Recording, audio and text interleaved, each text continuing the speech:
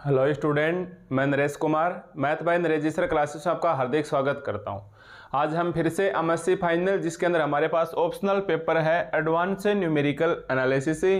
आज इसके अंदर हमारे पास यूनिट 3 में लेक्चर नंबर 5 है और इसमें बुक कौन सा है? JPH का बुक है, स्टडीज इन न्यूमेरिकल एनालिसिस। तो देखो आज हमारे पास इस लेक्चर्स नंबर 5 के अंदर क्वेश्चंस नंबर 10 है। क्वेश्चंस नंबर 10 है। इससे पहले मैं क्वेश्चंस 1 से लेके 9 तक कंप्लीट करवा चुका हूं। ठीक है, तो देखो आज हमारे पास क्वेश्चंस नंबर 10 है। वो कह रहा है कि find all eigen value and corresponding eigen vector of the matrix. Her bar questions आपके पास ऐसे ही आएगा, है ना भाई? हर बार आपके पास क्वेश्चन से ऐसे ही आएगा, find all the eigen value and the corresponding eigen vector of the matrix A. ठीक है, अगर ये क्वेश्चंस केवल इतना लिख के छोड़ दे, अगर ये क्वेश्चंस केवल इतना लिख के छोड़े कि find all the eigen value, eigen value का दूसरा नाम क्या है? कैरेक्टरिस्टिक्स रूट्स या latent root, and the corresponding eigen vector of the matrix, तब आप कौन से मेथड से निकालोगे? सिंपल मेथड, जिसको हमने एक प्रकार से बेसिक नाम दिया था, बेसिक मेथड, जो हमने सीखा था लेक्चर्स नंबर 2 के अंदर, जो हमने सीखा था लेक्चर्स नंबर 2 के अंदर। और अगर हमें ऐसे यहाँ दे देता कि find the largest eigen value, देखो अगर हमें सेकंड पूछ लेता कि भाई निकालो आप लार्जेस्ट आइगन वैल्यू निकालो, लार्जेस्ट आइगन वैल्यू निकालो, या फिर डोमिनेंट आइगन वैल्यू, या फिर आप डोमिनेंट आइगन वैल्यू निकालो, है ना? तो आपको पता है ये दोनों किसके अंदर आते हैं? पावर मेथड के अंदर। ये हमारे पास किसके अंदर आते हैं भाई? पावर मेथड के अंदर। और पहचान क्या है? पावर मेथड कब अप्लाई करेंगे? जब क्वेश्चंस में हमें लार्जेस्ट आइगन वैल्यू पूछे या फिर dominant eigen value, corresponding eigen vector पूछे। ये सीख चुके हैं हम लेक्चर्स 3 में और लेक्चर्स नंबर 4 के अंदर। ठीक है, लेक्चर 1 था वो बेसिक लेक्चर था, जिसके अंदर आइगन वैल्यू, आइगन वेक्टर को समझाया गया था। आज हमारे पास तीसरा मेथड है जैकोबी मेथड। आज हमारे पास तीसरा मेथड है जैकोबी मेथड। अगर ये पूछेगा जैकोबी मेथड तो साइड में लिख के देगा using Jacobi method, using Jacobi method. ठीक है भाई, यूजिंग जैकोबी मेथड। तो आज हमारे पास जो क्वेश्चन है उसके अंदर हमें पूछा गया है कि find all the eigen value, या ऐसे पूछ सकता है find all the latent root या कैरेक्टरिस्टिक रूट या eigen value and the corresponding eigen vector of the matrix this using Jacobi method, using Jacobi method. ठीक है, अब बताइए जैकोबी मेथड अपन कब अप्लाई करेंगे? सबसे पहले वो मैट्रिक्स हमारे पास सिमेट्रिक होनी चाहिए। ठीक है, तो आज हमारे पास जैकोबी मेथड है, ये हम पढ़ने वाले हैं लेक्चर्स नंबर 5 के अंदर। ठीक है, तो क्वेश्चंस आप आराम से पहचान जाओगे। यूनिट 3 में एग्जाम में क्वेश्चंस नंबर 5 का मिलेगा और साइड में क्या लिखा हुआ मिलेगा? Using Jacobi method. ठीक है, ये जो क्वेश्चंस है नंबर अपना 10 नंबर चल रहा है, ये JPH की बुक में क्वेश्चंस 4.9 का है और या एग्जाम्पल 4.7, दोनों एक ही बात है। एग्जाम्पल में तो केवल आइगन वैल्यू तक पूछा है, जबकि इस क्वेश्चंस के अंदर आइगन वैल्यू और करस्पॉन्डिंग आइगन वेक्टर भी निकालेंगे हम। दोनों ही बातें इसके अंदर ही पूछी हैं। तो अगर आप बुक से देखना चाहो तो बुक में 4.7 में ओनली आइगन वैल्यू पूछा है, क्वेश्चन 4.9 में मैट्रिक्स यही है, आइगन वैल्यू के साथ करस्पॉन्डिंग आइगन वेक्टर भी पूछा है। ठीक है, तो चलिए अब हम इसे निकालते हैं, सॉल्यूशंस करते हैं। तो सबसे पहले इसके 2 तरीके हैं। तरीका तो देखो एक ही है, पर मैं आपको दूसरे तरीके से बताऊंगा, इसे उल्टा चलेंगे हम। पहले तो रूल्स ये कहता है, देखो पहले, या चलो पहले लिख ही लो फिर बाद में वेरीफाई हो जाएगा, कि सबसे पहले ये लिखो, क्वेश्चन से पहले ये लिखो कि जैकोबी मेथड हमारे पास क्या होता है। सबसे पहले ये लिखो आप कि जैकोबी मेथड आखिर हमारे पास क्या होता है। तो इसका पहला कंडीशन से ये आप कब अप्लाई करोगे, ये आप कब अप्लाई करोगे? अगर हमारे पास दी गई मैट्रिक्स रियल सिमेट्रिक मैट्रिक्स है, रियल सिमेट्रिक मैट्रिक्स है। ठीक है। हालांकि ये आगे चल के CSI और नेट गेट जैसी एग्जाम के लिए याद रखना पड़ेगा। अभी तो पता है ये क्वेश्चन से लिख दिया, जैकोबी मेथड अप्लाई कर देंगे, बट अपन स्टैंडर्ड लेवल से पढ़ेंगे ताकि हमें इन फ्यूचर्स किसी भी प्रकार की प्रॉब्लम फेस ना हो। Real symmetric matrix, symmetric matrix का मतलब समझ गए होंगे क्या होता है भाई। सिमेट्रिक मैट्रिक्स से A और A की पावर T बराबर हो। जैसे इस क्वेश्चन में ये दिया हुआ है A इज इक्वल टू 1√2 2 √2 3 √2 और 2 √2 और 1। आप इसकी T निकालिए, A की पावर T निकालेंगे, पंक्ति को स्तंभों में चेंज करो, स्तंभों को पंक्तियों में चेंज करो। 1√2 2 या 1√2 2, √2 3 √2 या √2 3 √2, फिर 2√2 1 या 2√2 एंड 1। ठीक है, दोनों एक ही जैसी हमारे पास बातें आ गई। तो ये सिमेट्रिक मैट्रिक्स है, साथ ही ये रियल भी होनी चाहिए, साथ ही ये रियल भी होनी चाहिए। क्यों? जैसे मान लो मैंने ऐसे बोल दिया A is equal to 1 iota minus iota, iota minus iota 2 3 और माइनस आयोटा। अब ये मैट्रिक्स भी हमारे पास सिमेट्रिक है। देखिए ये मैट्रिक्स भी हमारे पास क्या है, सिमेट्रिक है। A और A की पावर T बराबर आएंगे, 1 आयोटा माइनस आयोटा है, 1 iota minus iota, iota 2 3 iota 2 और 3। बट आपने क्या देखा, आयोटा है, आयोटा है तो ये क्या है हमारे पास कॉम्प्लेक्स है, और कॉम्प्लेक्स होगा तो हमारे पास जैकोबी मेथड काम नहीं करेगा। इसलिए बोल दिया कि ओनली और ओनली तभी अप्लाई करेंगे जब हमारे पास एक रियल सिमेट्रिक मैट्रिक्स होगी। जैसे ही आयोटा में आ जाएगा तो लास्ट में चलेगा। इस यूनिट के लास्ट लेक्चर जो होगा वो कॉम्प्लेक्स आइगन वैल्यू मेथड मैंने बता रखा है ना। मेथड कौन कौन से, एक तो बेसिक मेथड, नंबर 2 हमारे पास पावर मेथड, नंबर 3 पे चल रहा है जैकोबी मेथड, फिर नेक्स्ट आएगा हमारे पास गिवन मेथड, उसके बाद आएगा रटिहाउसर मेथड, और लास्ट आएगा कॉम्प्लेक्स आइगन वैल्यू मेथड। तो इस मेथड से ये सोल्व होगी, इसलिए ध्यान रखना यहाँ हर एक एंट्री, इनको एंट्री बोलते हैं इंग्लिश के अंदर, या हिंदी में अवयव बोल देते हैं, या एलिमेंट बोल दो या एंट्री बोल दो, ये सब रियल होने चाहिए। √2 की वैल्यू भी 1 पॉइंट समथिंग आएगी। हाँ, ऐसे भी नहीं होना चाहिए, ध्यान से ऐसे नहीं आना चाहिए, क्योंकि आपको पता है इसका मतलब क्या होता है, आयोटा √2 होता है, तो आयोटा तो आना ही नहीं चाहिए। Only and only real symmetric matrix होगी तभी हम इसको अप्लाई करेंगे, और सिमेट्रिक होनी चाहिए। तो देख लो सिमेट्रिक है, A और A की पावर T में हमारे पास किसी भी प्रकार का फर्क नहीं है। ठीक है, अब इसके अंदर आपको क्या करना है, एक ऑर्थोगोनल मैट्रिक्स सर्च करनी है। ठीक है, आप एक बार समझिए, मैं इस एग्जाम्पल के माध्यम से पूरी प्रोसेस समझा दूंगा। तो आप यहाँ लिखिए कि हमें फाइंड क्या करना है, फाइंड करना है हमें एक ऑर्थोगोनल मैट्रिक्स, हमें फाइंड करना है एक ऑर्थोगोनल मैट्रिक्स। ठीक है भाई, हमें फाइंड करना है एक ऑर्थोगोनल मैट्रिक्स। अब हमारे पास ऑर्थोगोनल मैट्रिक्स क्या होती है, अब हमारे पास ऑर्थोगोनल मैट्रिक्स क्या होती है वो भी हम डिस्कस करेंगे। फिर इसके अंदर आपको देखना है सबसे लार्जेस्ट एलिमेंट, सबसे लार्जेस्ट, देखो इसके अंदर सबसे बड़ा एलिमेंट कौन है, 1 है या √2 है या 2 है या 3 है। तो आपने देखा सबसे बड़ा क्या है, 3 है। अब आप ऑफ कर दो, the largest of diagonal element,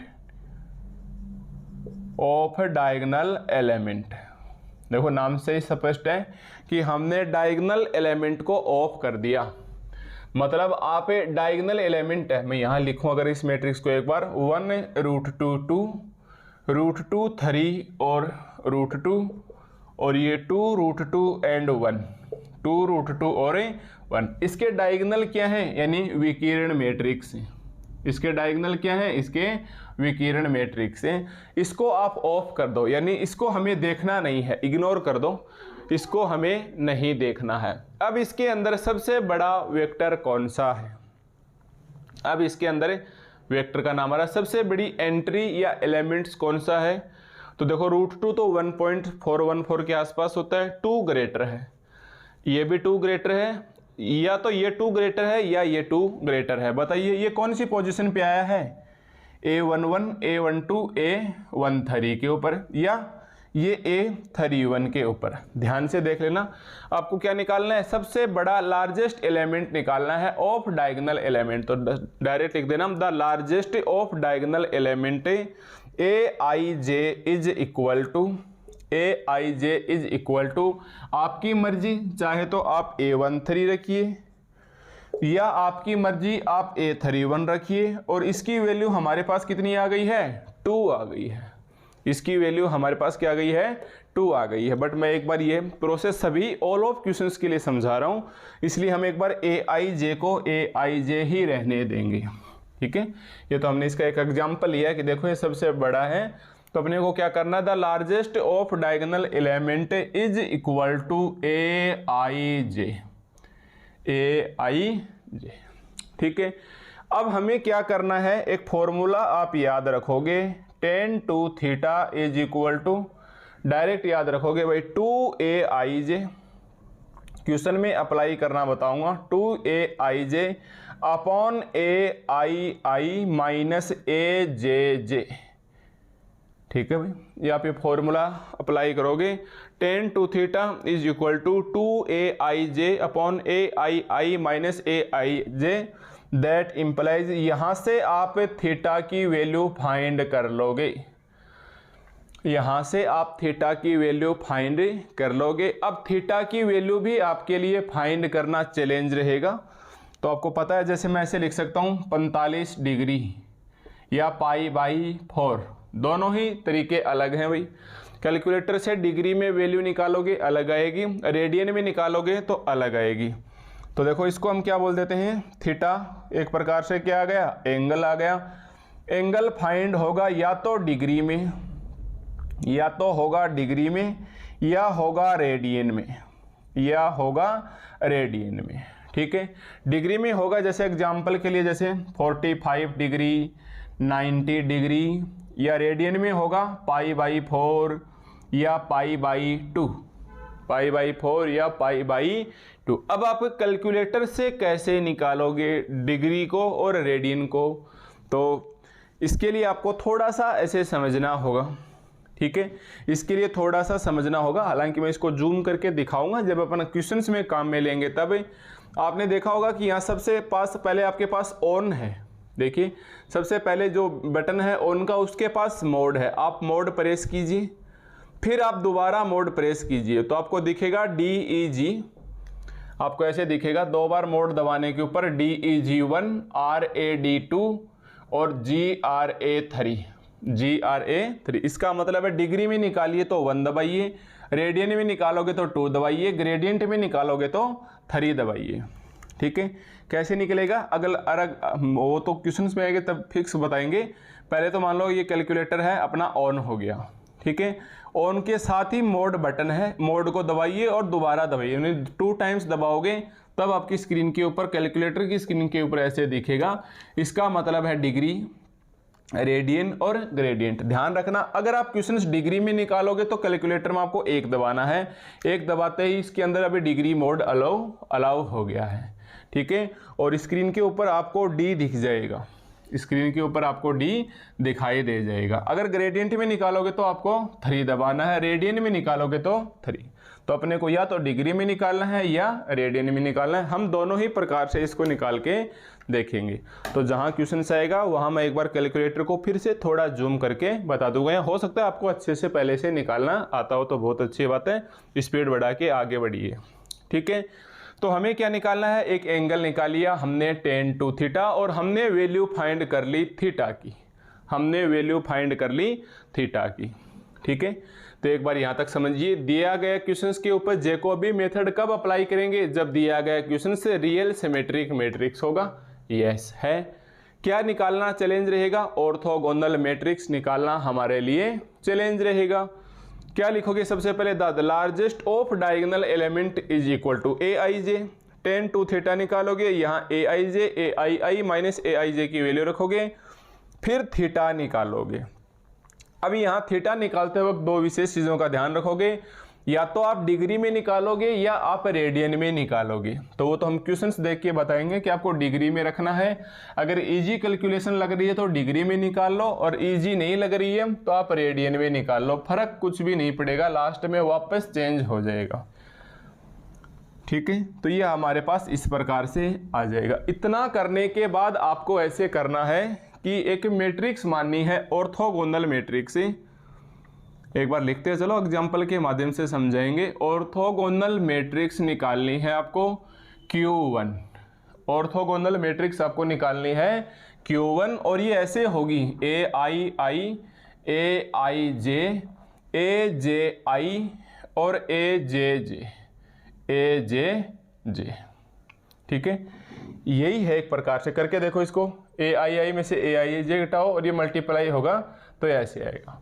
ये क्यों निकालनी है? अब इसको हमें ऐसे लिखना है, cos theta minus sine theta, sine theta और cos थीटा, साइन थीटा और cos थीटा। मतलब हमने एक ऐसी मैट्रिक्स ले ली, इसका डिटर्मिनेंट निकाल के देखो, cos square theta minus minus plus sine square theta 1। अरे अगर मैं इस Q1 का डिटर्मिनेंट निकालूं तो 1 आएगा, इससे हमें कोई फर्क नहीं पड़ेगा। इसलिए आपको पहले ऑर्थोगोनल मैट्रिक्स फर्स्ट इटरेशंस में Q1 निकालोगे। Q1 को ऐसे लिखोगे AII, AIJ, AJI और AJJ। ध्यान देना, ये हमारे पास 2 क्रॉस 2 है, जबकि क्वेश्चंस में 3 क्रॉस 3 है, तो इसे एडजस्ट करेंगे 3 क्रॉस 3 में। वो भी बताएंगे किस प्रकार से एडजस्ट आपको करना है। ठीक है, ऐसे ऑर्थोगोनल मैट्रिक्स Q1 लिखोगे। अब आपने जो थीटा की वैल्यू फाइंड की है, ध्यान से देखो, अब आपने जो थीटा की वैल्यू फाइंड की है वो आपको यहाँ रख देनी है। बस इतना सा ही काम है। थीटा की वैल्यू जो आपने फाइंड की है वो यहाँ रख देनी है, कॉस माइनस साइन और ये साइन और ये कॉस, जो भी वैल्यू होगी आपको एक मैट्रिक्स प्राप्त हो जाएगी Q1। ठीक है, जो भी इसकी वैल्यू आएगी उसकी हमें एक मैट्रिक्स प्राप्त हो जाएगी Q1। तो मान लो Q1 मैट्रिक्स आपके पास ऐसे ही आ गई, 3 क्रॉस 3 क्वेश्चन है, 3 क्रॉस 3 आएगी, 2 क्रॉस 2 क्वेश्चन है, 2 क्रॉस 2 आएगी। इसे 3 क्रॉस 3 में आप एडजस्ट कर सकते हो। देखो, इसमें शायद आपने 12th क्लास में सीखा होगा या भूल गए होंगे तो कोई बात नहीं। अगर आपको ये 2 गुना 2 क्रम की मैट्रिक्स है और आपको इसको 3 गुना 3 क्रम में बनाना है, तो इसके नीचे 0 लिखिए, इसके नीचे 0 लिखिए, इसके सामने 0 लिखिए, इसके सामने 0 लिखिए, बचे हुए में 1 लिख दीजिए। अब आप इसका डिटर्मिनेंट निकाल लीजिए, चाहे 1 ही आएगा। अरे इसका डिटर्मिनेंट निकालोगे तो भी हमारे पास 1 ही आएगा। ठीक है, अब आप जरूरी नहीं है इसे ऐसे लिखो, आप उल्टा कर सकते हो, इसके ऊपर 0 लिख सकते हो, इसके ऊपर 0 लिख सकते हो, इसके सामने 0, इसके सामने 0, यहाँ 1 लगा दीजिए, तो भी हमारे पास डिटर्मिनेंट 1 ही आएगा। इससे हमारे पास कोई फर्क नहीं पड़ेगा। ठीक है, या फिर आप ऐसे कर लो, इसके सामने 0, इसके सामने 0, इसके नीचे 0 और इसके नीचे 0, बचे हुए में 1, यानी चारों तरफ डायरेक्शन में आप इधर 2 0 लगाओगे, इसके नीचे 2 0, कॉर्नर में 1, या इधर लेफ्ट साइड में 2 0, इसके नीचे 2 0, या ऊपर ले जाओ, ऊपर 2 0 1, कैसे भी करके आप 3 क्रॉस 3 में एडजस्ट कर सकते हो। ठीक है, ये एक बहुत ही पारंपरिक पुरानी विधि है, शायद आपका 12th में कभी ना कभी सीखा होगा, नहीं सीखा तो आप अब ध्यान में रख सकते हो। ठीक है, थीटा की वैल्यू फाइंड करने के बाद हमें एक मैट्रिक्स प्राप्त हो जाएगी Q1, और हमें यही मैट्रिक्स ढूंढनी है। ठीक है भाई, बस हमारे पास मैट्रिक्स ढूंढा और हमारा आंसर आ जाएगा। तो अब मैं मान के चलूँगा ऐसे करते करते आप Q1 तक आ गए हो, ऐसा करते करते आप Q1 मैट्रिक्स तक पहुंच गए हो। 3 क्रॉस 3 पूछेगा ज़्यादातर क्वेश्चंस के अंदर आपको। ठीक है, अब आप लगाओगे first iteration, first iterations. First iterations क्या कहेगा, आपके पास मैट्रिक्स आएगी A1 इज इक्वल टू, ये जो Q1 निकाला है आप इसका इन्वर्स निकालोगे। इसी मैट्रिक्स क्वेश्चंस में दी गई मैट्रिक्स A और इनटू Q। देखो, क्वेश्चंस में हमें A मैट्रिक्स दी जाएगी, ये जो आपने Q1 इन्वर्स निकाला है एक साइड में, तो लेफ्ट में Q1 इन्वर्स लगाओगे, राइट में Q लगाओगे। इसको हमने मान लिया कि ये A1 के बराबर आई है। ठीक है, अब इसका मल्टीप्लाई करेंगे, इसका इन्वर्स भी निकाल लेंगे। एक क्वेश्चन में दिया हुआ है Q1 हमारे पास निकल लिया, A1 लगाना भाई। ये जो हमने Q1 फाइंड किया है यही Q1, मतलब इस क्वेश्चन के ही एक राइट में तो Q लगा देंगे, इधर इसका इन्वर्स लगा देंगे। फिर हमारे पास मैट्रिक्स प्राप्त होगी और वो ऐसी बचनी चाहिए। मान लो यहाँ A11 0 0 0 A22 0 0 0 A33, ठीक है। ये बदल के आएंगे, या ये नहीं आएंगे वापस, ये नहीं आएंगे, कुछ बदल के कोई मैट्रिक्स आएगी। जैसे मान लो B11 मान लो, B22 मान लो, B33 मान लो। अगर यहाँ मान लो ऐसे आ गया कि नहीं, यहाँ भी B13 आ गया, अगर ये मेन डायगोनल मैट्रिक्स नहीं बनी तो हम सेकंड इटरेशन पे चलेंगे, फिर हम थर्ड इटरेशन पे चलेंगे, फिर हम फोर्थ इटरेशन पे। ज़्यादातर आपका सेकंड इटरेशन तक इसका आंसर आ जाएगा, ठीक है। तो आपको यहाँ ध्यान रखना, लास्ट में लाके हमें डायगोनल मैट्रिक्स लानी है। जब तक डायगोनल मैट्रिक्स लास्ट में नहीं आ जाए तब तक हमें इटरेशन चलना है। सेम प्रोसेस हम अप्लाई करते जाएंगे, वो मैं आपको क्वेश्चंस में समझा दूंगा, ठीक है। मान लो एक बार ये नहीं आई तो सेकंड इटरेशन निकालोगे, तो सेकंड में हमारे पास क्या आ जाएगा। मान लो एक बार में ये नहीं आई तो सेकंड इटरेशन, तो A1 निकाल लिया। अब आप A1 के वापस क्या करोगे, A1 के आप वापस क्या करोगे, Q2 जो मैट्रिक्स आएगी उसे Q2 मान लेना। ये Q2 और ये Q2 इधर इनवर्स आ जाएगा, इसको हम बोल देंगे A2 के बराबर। कभी ना कभी हमारे पास ऐसी मैट्रिक्स आएगी ही आएगी। तब इसके डायगोनल बचे, तब इसके डायगोनल क्या बचे, B11 B22 B33, और ये डायगोनल ही क्या कहलाएंगी, आइगन वैल्यू कहलाएंगी। ये आई वैल्यू ही हमारे पास क्या कहलाएंगी, B11 B22 B33 ही आइगन वैल्यू कहलाएंगी। हालांकि क्वेश्चन से अच्छे से समझ में आएगा, एक बार तो मैं केवल प्रोसेस बता रहा हूँ क्या करना है, ठीक है। लगे हाथ ऐसे और लिख लो, and Q is equal to Q1 Q2 Q3 Qn। भाई हमें Q1 निकालना पड़ सकता है, हमें Q2 निकालना पड़ सकता है, थर्ड इटरेशन में Q3 निकालना पड़ सकता है, इससे ज़्यादा नहीं आएगा। फिर भी कितने भी Q1 निकालने पड़ सकते हैं इस डायगोनल मैट्रिक्स बनाने के लिए। तो लास्ट में आप जितने भी Q1 Q2 Q3 निकले, या तो आपको 2 तक निकलेगा या 3 तक निकलेगा, इससे ज़्यादा नहीं आएगा। तो आपको क्या करना है, देन इसका मल्टीप्लाई करके Q के बराबर लिख लेना, then column of Q, column of Q, यानी सभी का मल्टीप्लाई करके किसके बराबर आएगा, Q के बराबर आएगा।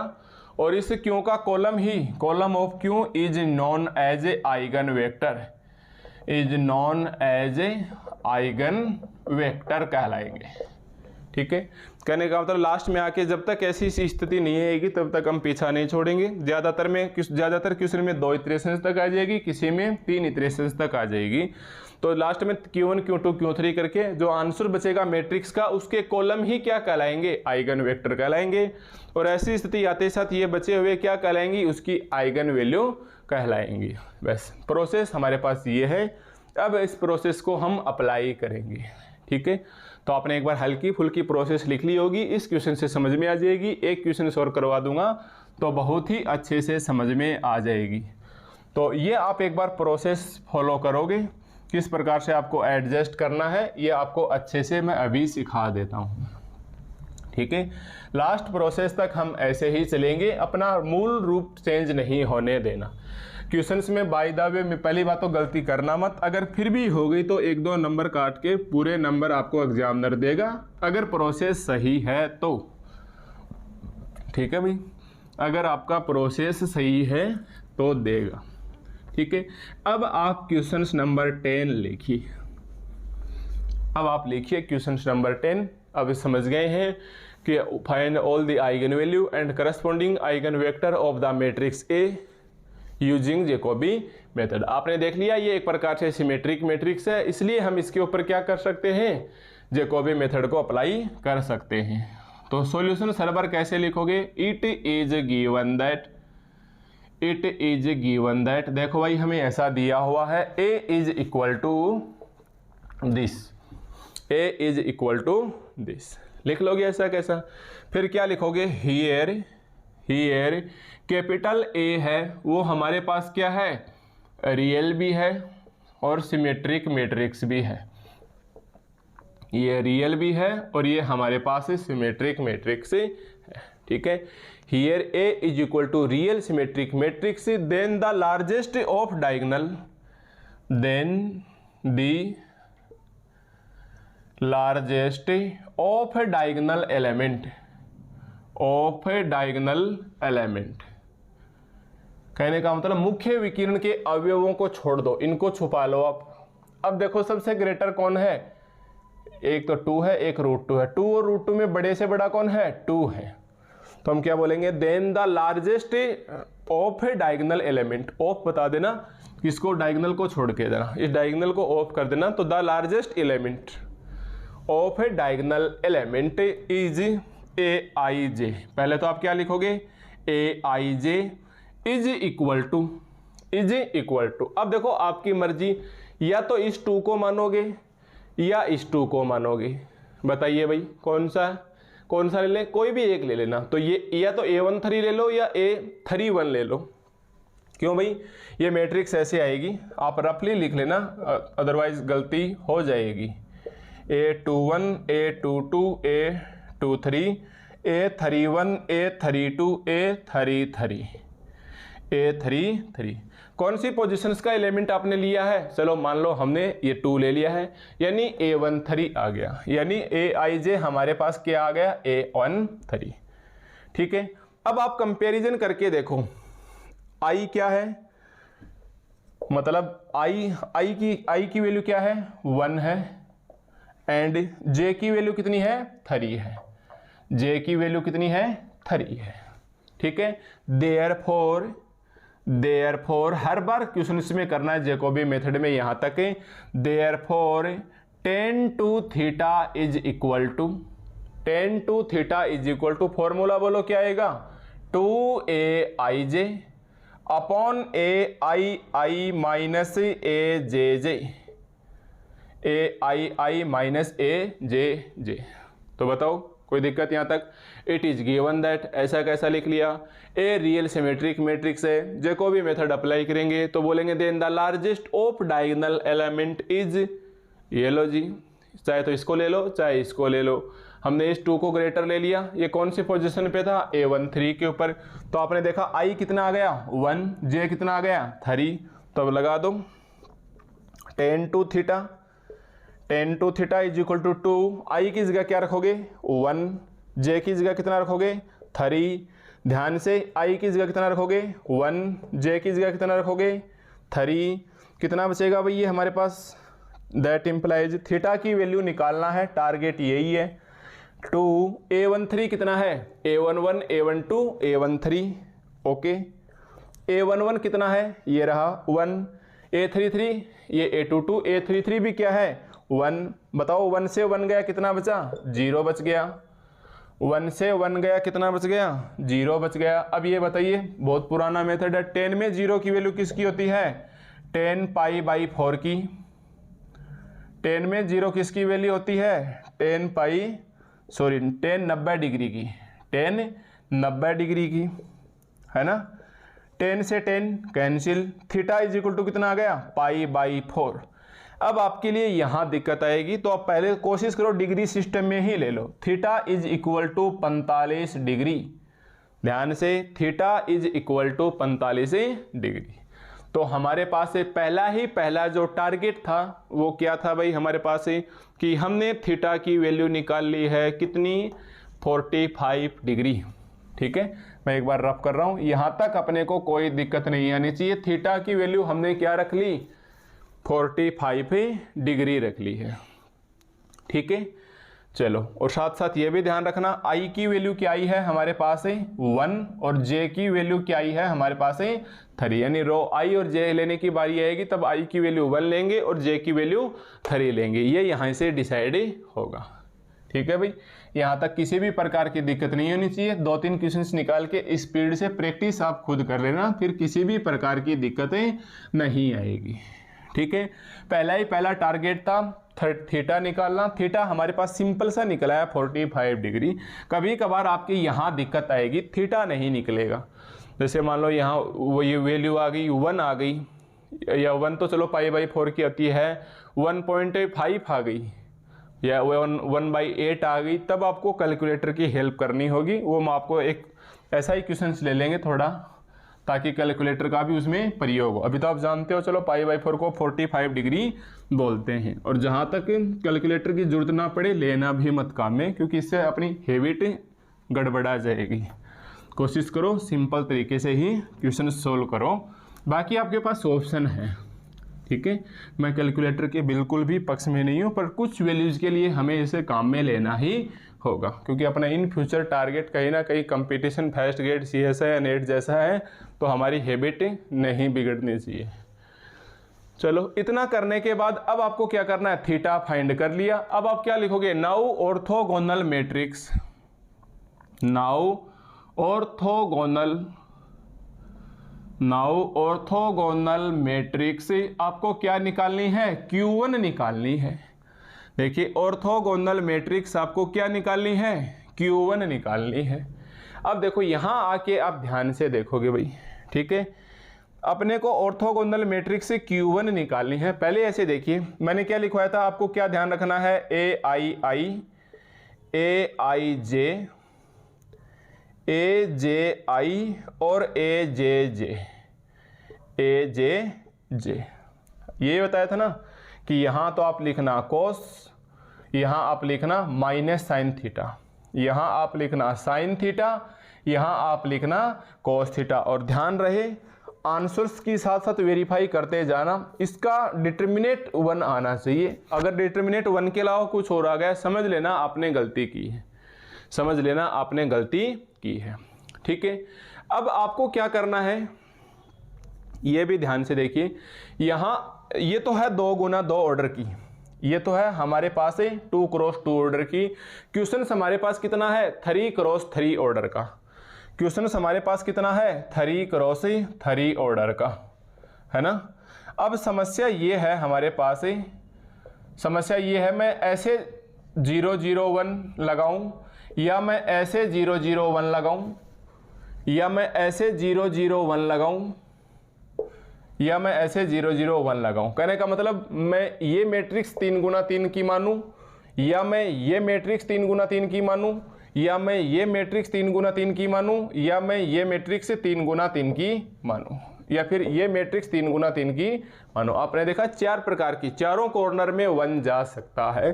तो हमारे पास ये चैलेंज है। इस चैलेंज से बचने के लिए, इस चैलेंज से बचने के लिए एक बार फिर से समझ लो, 2 गुना 2 क्रम की मैट्रिक्स हालांकि समझ में आ गई है। जैसे ऐसे है हमारे पास A B C और D, ये 2 गुना 2 क्रम की मैट्रिक्स है, इसे 3 गुना 3 क्रम में ढालना है। तो आप क्या करो, किसी भी एक साइड में ले जाओ, इसके सामने 0 कर दिया, इसके नीचे 0 कर दिया और 1 लगा दिया। देखिए ये हमारे पास 3 गुना 3। फिर मैं बोला नहीं, आप इसके ऊपर 2 0 लगा दो, यहाँ 1 लगा दीजिए। पहले तो ये 3 गुना 3 क्रम की थी, देखो पहले तो ये 3 गुना 3 क्रम की। अब इसको हटा के देखो, अब हमारे पास क्या आ गया, ये भी 3 गुना 3 ऑर्डर की है। या आप यहाँ 2 0 लगा दो, 1 1 लगा दो। आप ऐसे भी देख सकते हो ये भी 3 गुना 3 की है, ये ऐसे भी देख सकते हो ये 3 गुना 3 की। अब सवाल है हमारे पास हम कौन सी बनाएं, ठीक है। अब सवाल है हमारे पास से कौन सी बनाएं, तो इसके लिए हमारे पास अकॉर्डिंग टू क्वेश्चंस ये given I and J help करेंगे। ये I और J हमारे पास से हेल्प करेंगे। देखो I क्या बोल रहा है 1 है, J क्या बोल रहा है 3 है। ध्यान देना, एक बार मैं रफली देख रहा हूँ। I क्या बोल रहा है 1 है, J क्या बोल रहा है 3 है। यानी आपको ऐसे लिखना है, I क्या लिख रहा है A11, A11, AIJ कितना है A13, यहाँ J रखिए, ये कितना है A31, ये JJ है यानी A33 है। ये कितना है हमारे पास 33 है। इसे आपको 3 गुना 3 ऑर्डर की बनानी है, इसे आपको 3 गुना 3 ऑर्डर की बनानी है। तो आप क्या करोगे, इसके आमने सामने 0 रखिए, इसके आमने सामने 0 रखिए, इसके आमने सामने 0 रखिए और ये 0 रखिए, ये 1 बीच में ले लो। तो जरूरी नहीं है कि चारों तरफ इधर 0 इधर 0 इधर 0 इधर 0 को बीच में भी ले सकते हो, 0 0 0 0 1। क्यों लिया बीच में, अब देख लो हमारे पास सही एडजस्ट हो गया कि नहीं हो गया। आई क्या बताने से आ रही है 1, तो ये देखिए A11 आ गया। फिर क्या आएगा हमारे पास A13, देख लो A11 A13 A31 और A33, A31 और A33, ठीक है। अब बीच में क्या करो, इनके आमने सामने 0 रख दो, फिर एक कॉर्नर में अपने आप कोना बचेगा उसको आप 1 लिख दो। अब मैं बोलूँ आप इसका डिटरमिनेंट निकाल के देखो, यही आएगा 1 ही आएगा, ठीक है, इसका डिटर्मिनेंट निकाल के देखेंगे, हमारे पास वापस से 1 आना चाहिए। अब देखो इसके बराबर में क्या है, ध्यान से देखो, इसके कंपैरिजन में क्या था, cos थीटा। कहने का मतलब a11 की जगह आप क्या लिखोगे, cos थीटा, 0 को 0, a13 को आप क्या लिखोगे, sin थीटा, वो भी माइनस के अंदर। ये 0 ऐसा कैसा, इसको क्या लिखोगे आप, sin थीटा, ये देखो ये sin थीटा, और ये क्या लिखोगे आप, cos थीटा, ये आप क्या लिखोगे, cos थीटा। अब ये डिटर्मिनेंट आपके पास 1 आएगा, करके देख लो, चाहिए बीच वाले ले लो, cos square theta minus minus sin square theta, और cos square theta plus sin square theta is equal to 1। समझ गए।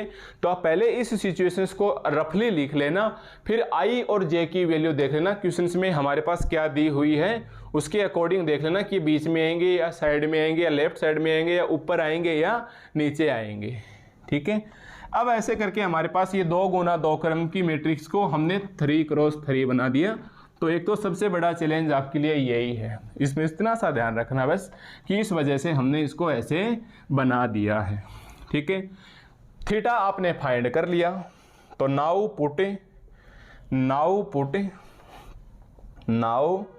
Put theta is equal to 45 degree. Then Q1 कितना आ गया, थीटा को हमने रखा तो हमारे पास है Q1 कितना आ गया, cos 45 डिग्री माइनस का sin 45 डिग्री, 0 1 0 sin 45 डिग्री, और ये cos 45 डिग्री, cos 45 डिग्री। ठीक है, तो ये हमें एक ऑर्थोगोनल मैट्रिक्स निकालनी थी। क्वेश्चन में 3 क्रॉस 3 है, तो ये भी हमारे पास Q1 कितनी आएगी, 3 क्रॉस 3 की मैट्रिक्स आएगी।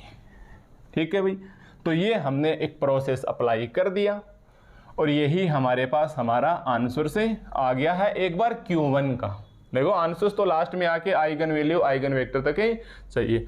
तो थीटा को हमने काम में ले लिया, आई और जे को भी हमने काम में ले लिया है। ठीक है, तो ऐसे करके हम छोटी छोटी बातें सीखेंगे, तब जाके हमारे पास जैकोबी मेथड को अच्छे से अप्लाई करना आएगा। और कभी कभार ये क्वेश्चंस पूरे 20 नंबर का दिया जाता है, तो आप समझ सकते हो वक्त देना ही पड़ेगा। चलो अभी देखो ये 45 आके ये कैलकुलेशन इजी हो गई। यहाँ 55 होते तो कैलकुलेटर की हेल्प लेते, तो वो मैं एक क्वेश्चन लूँगा जिसमें वास्तव में कैलकुलेटर की ज़रूरत हो, ताकि आपको कैलकुलेटर भी थोड़ा बहुत काम में लेना आए, हालांकि आपको लेना आता है काम में। cos 45 की वैल्यू 1/√2, cos 5 की वैल्यू 1/√2, sin 45 की वैल्यू भी 1/√2, माइनस का साइन लगा तो माइनस का साइन लगा लेंगे। ठीक है, sin 5 की वैल्यू 1/√2, और ये वैल्यू भी कितनी आ गई, 1/√2, ये वैल्यू भी कितनी आ गई, 1/√2। तो ध्यान रखना भाई, लास्ट में हमारे पास आइगन वेक्टर के लिए काम आएगा। तो मैं एक बार अपनी जानकारी के लिए यहाँ रख लेता हूँ, 1/√2, 0 1 - √2, 0 1 0 0, और यह आ जाएगा 1/√2, 0 और 1/√2। ठीक है, ये आगे हमारे पास काम आ जाएगा रफली। तो एक बार पहले इसको लिख के छोड़ लिया, क्योंकि लास्ट में आइगन वेक्टर लेंगे तब Q1 चाहिएगा। ठीक है भाई, तो ये तो आ गया हमारे पास है Q1 आ गया। Q1 आने के बाद आप Q1 इन्वर्स भी निकाल लेना। Q1 आने के बाद Q1 इन्वर्स भी निकाल लेना। एंड Q इन्वर्स क्या आएगा, तो अब आपको पता है, देखो Q इन्वर्स ऐसे आएगा, adjoint of Q upon determinate Q, adjoint of Q upon determinate Q। ठीक है, इसका डिटर्मिनेट निकालने की जरूरत नहीं है, 1 आएगा, करके देख लेना चाहिए। इसका डिटर्मिनेट 1 आएगा, क्योंकि 1 नहीं आएगा तो जैकोबी मेथड अप्लाई ही नहीं होगा। तो डायरेक्ट अपने को क्या निकालना है, इसका एडजॉइंट निकालना है। तो आप डायरेक्ट ही लिख लेना Q इनवर्स, ये ऐसे लिख लेना, नाउ Q इनवर्स, कोई बात नहीं, रटना ही नहीं पड़ेगा, 1 upon determinate Q into adjoint of Q। तो आप देख लेना, ये 1 लगा लेना भाई, ये हमने 1 माना है, 1 लगा लेना। ठीक है, 1 माना है, 1 लगा लेना। ये तो आ गया हमारे पास 1। अब एडजॉइंट कैसे निकालोगे, गलती से बचने के लिए पहले ऊपर टी लगा लो, plus minus plus, minus plus minus, plus minus plus, plus minus है प्लस। निकालिए इसका 1/√2 प्लस का ही है ना, तो प्लस का ही आ जाएगा। ये काम आप रफ में करोगे। इसका निकालिए, इसको किया 0, इसको किया 0। देखो इसका निकालेंगे तो ये 0 और ये 0, ये 0 आ गया। इसका निकालेंगे तो ये 0 -1/√2, -1/√2। फिर इसका निकालेंगे तो ये 0 और ये 0। बीच वाले का निकालेंगे तो √1, ये 1/2 प्लस 1/2।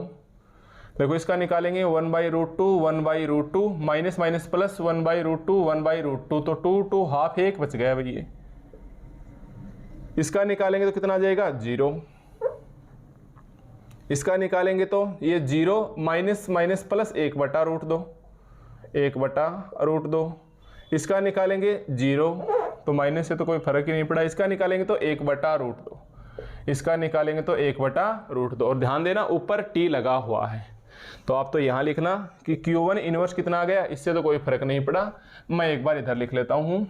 सो Q1 इनवर्स कितना आ गया हमारे पास है 1/√2, 1/√2, 0 और -1/√2। टी है ना इसके ऊपर, तो ये चेंज होगा -1/√2। ठीक है, फिर 0 1 0, 0 1 और 0, फिर 1/√2, 0 और 1/√2। अगर ये सिंपल कैलकुलेशन नहीं होती तो यहाँ पॉइंट में आते तो वो वैल्यू टाइम खाती। ठीक है, और टाइम आपको एग्जाम में इसका मिलेगा, और उसी चीज़ के पूरे 20 नंबर का ये क्वेश्चन दिया जाता है। तो लास्ट में आके इसकी रो को कॉलम में चेंज कर देना, और कॉलम आप इसके रो में चेंज कर लेना, और क्रॉस जांच कर लेना। मेन डायगोनल कभी भी चेंज नहीं होते इनवर्स निकालते वक्त। तो देखो 1/√2 1 1/√2, 1/√2 1 1/√2। ठीक है, ये कभी भी चेंज नहीं होते हैं, कितने भी इनवर्स आप इसके लगा सकते हो। ठीक है भाई, तो ये आपने निकाला Q1 आ गया, और ये क्या आ गया Q1 इनवर्स आ गया। अब आपको क्या करना है, नाउ फर्स्ट इटरेशन लगाओ आप, फर्स्ट इटरेशन। तो अब ये जो Q1 आपने निकाला है, क्वेश्चंस में आपको क्या दिया हुआ है, ए दिया हुआ है। ध्यान से देखो, क्वेश्चंस में आपको ए दिया हुआ है। आप लेफ्ट साइड में तो Q1 इनवर्स निकालिए, और राइट साइड में Q1 लगाइए। राइट साइड में यहाँ पे Q1 लगाइए। समझना भाई इस बात को, कि हमारे पास ये क्वेश्चंस के अकॉर्डिंग, क्वेश्चन में जो ए दिया हुआ है वो तो रखिए इधर, लेफ्ट साइड में इसी Q1 इनवर्स का करोगे, राइट साइड में इसी Q1 को मल्टीप्लाई करोगे। इसको प्रदर्शित कर लो, ये A है तो A1 से प्रदर्शित कर लो। A1 होता A2 ले लेते, A2 होता A3 ले लेते, मतलब फर्स्ट इटरेशन। फर्स्ट का मतलब यहाँ 1 लग गया है, कि जो क्वेश्चन में A दिया है आपका वो चेंज होके फर्स्ट इटरेशन से A1 आ गया। ठीक है, अब इसे मल्टीप्लाई कर लो, तो ये आ जाएगा A1 आ जाएगा ऐसा कैसा। पहले बताइए Q1 इनवर्स क्या है, 1/√2, 0 और माइनस का 1/√2, 0 1 0, 1/√2, 0 और 1/√2। ठीक है, ये 3 गुना 3 है, 1√2 2, 1√2 2, √2 3√2, √2 3 √2, 2√2 1, 2√2 1, और इनटू में Q1 है। अच्छा, पहले हमें इनवर्स लिखना चाहिए था ना। देखो गलती मत कर देना, जैसे अभी अब मेरे से गलती हुई है। Q1 इनवर्स क्या है, 1/√2, 0 -1/√2, और ये प्लस का है। ध्यान से देखना, पहले Q1 इनवर्स को रखना है, तो 1/√2 0 1/√2 0 1 0 -1/√2 0 और 1/√2, वरना यही गड़बड़ हो जाती। ए हमने ऐसा कैसा लिख लिया, Q1 अब ऐसा कैसा लिखो, 1/√2 0 -1/√2 0 1 0 और 1/√2 0 और 1/√2 1/√2। ठीक है भाई, ये भी 3 क्रॉस 3, ये भी 3 क्रॉस 3, ये भी 3 क्रॉस 3, तो आंसर्स भी किस में आएगा, 3 क्रॉस 3 के अंदर आंसर आएगा। और क्या निकल के आ गया, A1 निकल के आ गया। क्या निकल के आ गया भाई, हमारे पास है A1 निकल के आ गया है। तो इसे आप मल्टीप्लाई खुद से करोगे। ठीक है भाई, इसे आप मल्टीप्लाई खुद से करोगे, तो ये आ जाएगा हमारे पास A1 इनका मल्टीप्लाई करने के बाद क्या आया, मैं एक बार बुक की हेल्प ले लेता हूँ, समझ गए ना। पहले चाहे तो इसको इससे कर लो या इसको इससे कर लो, कैसे भी करके आप 3 क्रॉस 3 ले आओ, कैसे भी करके आप 3 क्रॉस 3 ले आओ। तो साथ साथ हम ये भी देखते रहे कि हम कहाँ तक आ गए हैं, यहाँ तक किसी प्रकार की कैलकुलेशंस में गलती नहीं होनी चाहिए। तो ये देखो 1/√2 0, 1/√2 0, 1 0 माइनस 1 0 √2 1 √2 2 3 2 0, बिल्कुल सही सटीक चले हैं। इसका मल्टीप्लाई करोगे तो आपके पास ये आएगा 3 2 0 2 3 0 0 0 माइनस 1 0 0 माइनस 1। ठीक है भाई, ध्यान देना, इसका मल्टीप्लाई आप कर लेना, वीडियो को यहीं स्टॉप करके और खुद एक बार ईमानदारी से निकालना भाई। ठीक है, क्योंकि ईमानदारी आदमी की सबसे बड़ी ताकत होती है, स्टूडेंट्स के मामले में, पढ़ने के मामले में। बाकी मामले में कभी कभार ईमानदारी मात खा जाती है। ठीक है, तो अपने A1 निकाला, वो कितना आया 3 2 0 2 3 0 0 0 माइनस 1 0 0 माइनस 1। ठीक है, ये हमारे पास आ गया। अब यही हमारे पास आंसर आ जाता यदि मेरे पास ये ऐसे होता। सोचना भाई, अगर मेरे पास ये ऐसे आ जाता 3, मान लो ये आंसर आया है अपने पास है 2 3 0 0 0 माइनस 1। सपोज करो अगर ये 2 भी 0 आ जाता और ये 2 भी 0 आ जाता, मतलब अगर मेरे पास मेन डायगोनल बचते तो हमारे पास ये 3 3 माइनस 1 तो आइगन वैल्यू हो जाती और इसके कॉलम ही हमारे पास क्या हो जाते, आइगन वेक्टर। क्योंकि क्यू को हम ऐसे लिखेंगे Q1 Q2 Q3 से लेके Qn आइगन वेक्टर के लिए, बाकी तो हमारे पास आए नहीं, तो Q और Q1 बराबर आ गए। तो आइगन वेक्टर क्या हो जाता 1/√2 0 1/√2 0 1 0 माइनस 1/√2 0 और 1/√2। कब, जब मेरे पास ये आंसर ऐसे आ जाता। बट आपने देखा हमारे पास आंसर तो मुख्य विकिरण को छोड़ के बाकी सभी अवयव 0 नहीं है, तो आप आगे बढ़िए सेकंड इटरेशन के ऊपर। ठीक है भाई, नहीं है तो आप आगे बढ़िए सेकंड इटरेशंस के ऊपर। ठीक है, तो समझ गए ना कि हम आगे क्यों बढ़ेंगे, जब तक हमारे पास ये मुख्य विकिरण के अलावा सभी एलिमेंट्स अगर 0 नहीं आ जाते, मुख्य विकिरण के अलावा यदि सभी आंसर्स 0 नहीं आ जाते, तब तक हमें आगे बढ़ते रहना है। ऐसा आपको 2 बार भी करना पड़ सकता है, 3 बार भी करना पड़ सकता है, हो सकता है 4 बार करना पड़ जाए, तो एग्जाम में पूरे 20 नंबर का आएगा। और स्टेप बाय स्टेप से आप प्रोसेस को फॉलो कीजिए। ठीक है भाई, तो आपको कोई दिक्कत नहीं आने वाली है। ठीक है, अब आपको इतना सा काम करना है बस। अब आप भूल जाइए कि आपके पास क्वेश्चन में ये दिया है, अब आपको मान के चलना है ये A1 दिया है। समझ गए भाई, अब वापस से रिपीटेशन कैसे अलाउ होगा, अब आप ये भूल जाइए, अब आपको ये दिया हुआ है क्वेश्चन में। ठीक है, और अगर ये दिया हुआ है तो आप फिर से वही प्रोसेस अप्लाई कीजिए। तो वही प्रोसेस अप्लाई करने के लिए हम क्या लिखेंगे, here capital A1 is a real symmetric matrix, real symmetric matrix, मतलब वही स्टेप्स वापस प्रोसेस पूरी हो जाएगी। ये क्वेश्चंस में दिया था, अब हमें इसको इग्नोर कर देना है, मरफ इसलिए नहीं कर रहा, लास्ट में आंसर्स की जांच करेंगे बस। अब हमारे पास क्वेश्चंस ये बन गया है, तो ए को भूल जाइए, अब ए का काम कौन करेगा, A1 करेगा। तो हम क्या बोलेंगे, A1 real symmetric matrix, then largest element क्या आएगा, और एलिमेंट से पहले ऑफ डायगोनल लिख दो, ऑफ डायगोनल एलिमेंट।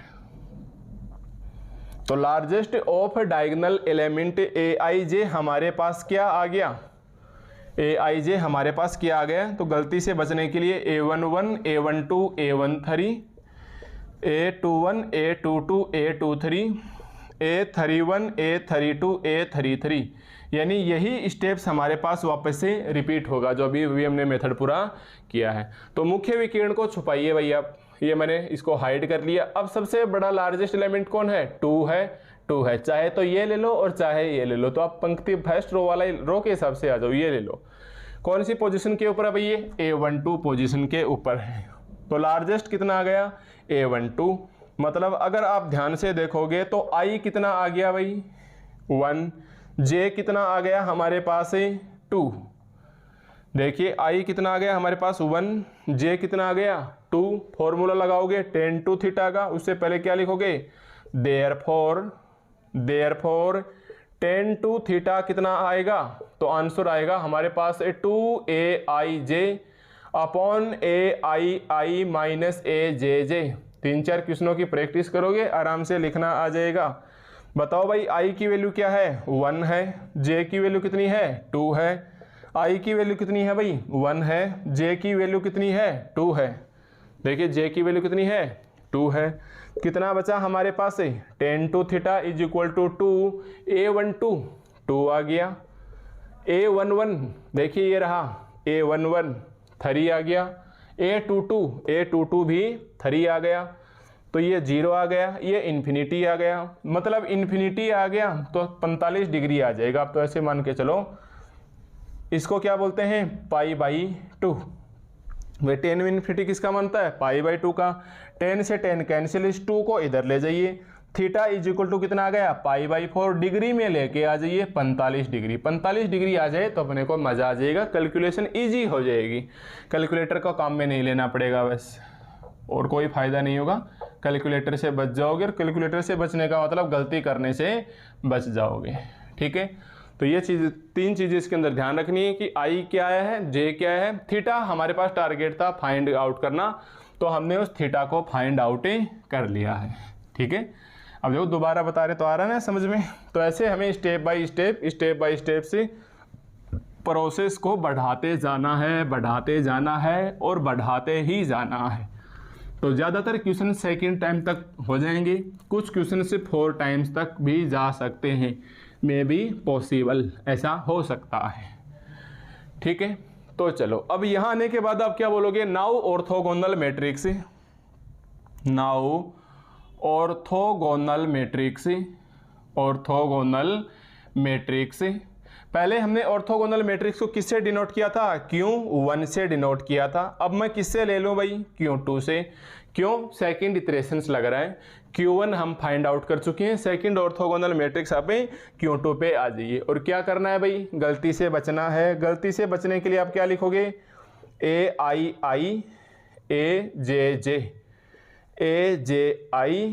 ajj है ना, 2 क्रॉस 2 की है, इसके बराबर हमें लिखना है cos theta minus sine theta और cos थीटा। मतलब इस Q2 का डिटर्मिनेंट भी लास्ट में आपके पास 1 ही आएगा। ठीक है, चलो ये देखिए i की वैल्यू क्या है 1 है, ध्यान से i की वैल्यू क्या है 1, j की वैल्यू 2। देखिए i की वैल्यू क्या है 1, मैं यहाँ लिख लेता हूँ, 3 गुणा 3 में करना ना, 2 क्रॉस 2 से। i की वैल्यू क्या है 1, j की वैल्यू क्या है 2, j की वैल्यू क्या है हमारे पास 2, i की वैल्यू 1, j की वैल्यू 2। कोई दिक्कत थोड़ी है यहाँ तक। 1 और 2 आ गई तो ऐसे तो आएंगे। देखो a11 के बाद a12, अगर 3 होता तो पहले की तरह आगे लिख देते। अब इसको क्या बनाना है 3, तो ये पोजीशन पे तो फिक्स आ गया 1 1। तो बताओ यहाँ क्या है, इसके सामने 0, इसके सामने 0, इसके सामने 0, इसके सामने 0, मतलब दोनों साइड सामने 0, दोनों साइड नीचे 0, कॉर्नर में 1 कर दो। जबकि पहले वाले में यहाँ क्या आया था a11 और j की वैल्यू 3 थी, ये aij है, सॉरी भाई ये ij है। ठीक है, पहले वाले में a13 थी, तो हमें पता a12 नहीं था तो 0 कर दिया हमने, a12 नहीं था तब हमने बीच वाले में 0 लगाया था। बस यही समझना है।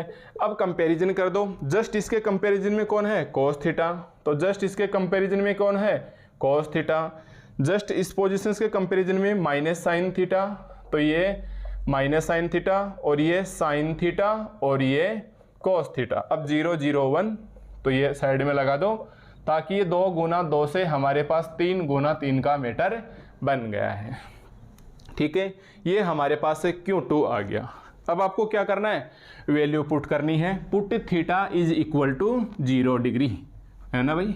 अब हमें क्या करना है, put theta is equal to, जो अपने थीटा की वैल्यू फाइंड की थी डिग्री रेडियन के अंदर, सॉरी डिग्री के अंदर 45 डिग्री, तो क्या आ जाएगा वी गेट।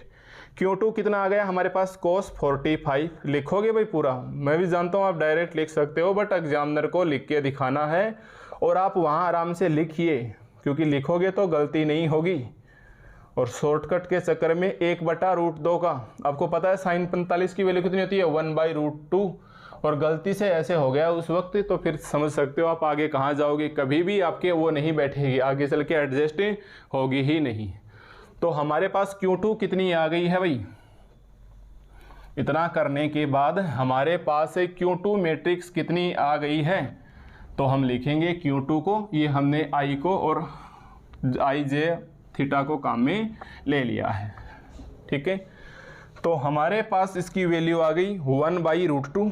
भाई cos 45 को क्या कहते हैं 1/√2, साइन 45 की वैल्यू भी 1/√2, माइनस साइन है तो माइनस लगा दो, साइन 45 1/√2, cos 45 1/√2, और ये 0 और ये 0 0 1, और ये हमारे पास 0 0 1, ये आ गया है हमारे पास 0 0 1, ठीक है भाई, ये आ गया है हमारे पास 0 0 1, ठीक है। अब क्या निकालना है, Q2 निकाल लिया Q इनवर्स से, Q2 का इनवर्स भी निकालना है, तो नाउ Q2 का इनवर्स निकालोगे तो अब क्या बोलोगे ADJ Q2 upon determinate Q2, और इसका डिटर्मिनेट 1 आएगा, करके देख लो, 0 0 ये लो, 1/2 माइनस माइनस प्लस 1/2, हाफ और हाफ कितने हो गए 1 हो गए, तो ये हमेशा 1 आएगा, ये हमेशा 1 आएगा। इसको गलती से बचने के लिए पहले T, फिर plus minus plus minus plus minus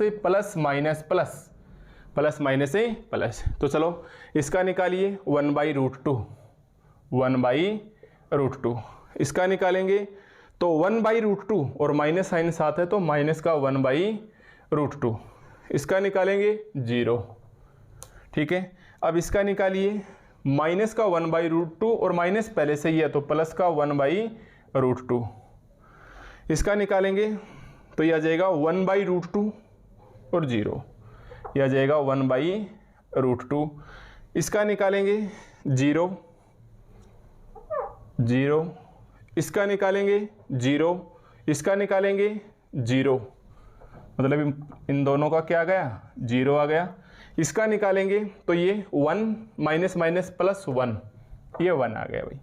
अब पंक्तियों को स्तंभों में चेंज कर दो, स्तंभों को पंक्तियों में चेंज कर दो। सो Q2 इनवर्स आपके पास क्या आई 1 से तो कोई फर्क पड़ेगा नहीं, ये आ जाएगा 1/√2 माइनस 1/√2 और 0, ये आ जाएगा 1/√2 और 1/√2 और 0, और ये 0 0 और 1, ये आ जाएगा हमारे पास 0 0 और 1, यानी लास्ट में आके पंक्तियों को स्तंभों में, स्तंभों को पंक्तियों में, या row and column interchange each other, ठीक है, भूलना मत ऐसे। और फिर क्रॉस जांच कर लेना, मेन डायगोनल सेम आएंगे 1/√2 1/√2 1, 1/√2 1/√2 1, ठीक है।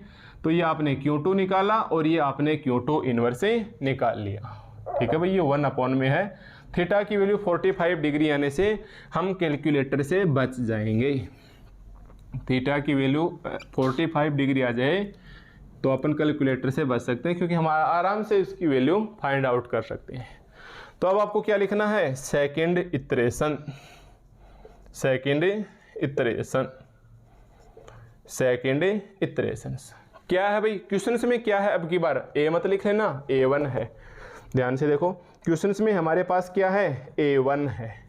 क्या निकाला है आपने Q2, तो लेफ्ट में तो आप क्या करोगे Q2 की इनवर्स है और राइट में Q2, देखो पहले में ये किया था A था, Q1 और Q1 की इनवर्स किया, अब की बार ये A1 है, ये Q2 निकाला तो राइट में Q2 लेफ्ट में Q2 की इनवर्स, किससे प्रदर्शित करोगे A1 है तो यहाँ सेकेंड इटरेशन A2 है, क्योंकि A1 हम पहले निकाल चुके हैं, तो जस्ट मतलब ये जो Q2 है उसी का A2 निकलेगा, या A1 से एक बढ़ा के या सेकंड का सेकंड देख लो, ठीक है।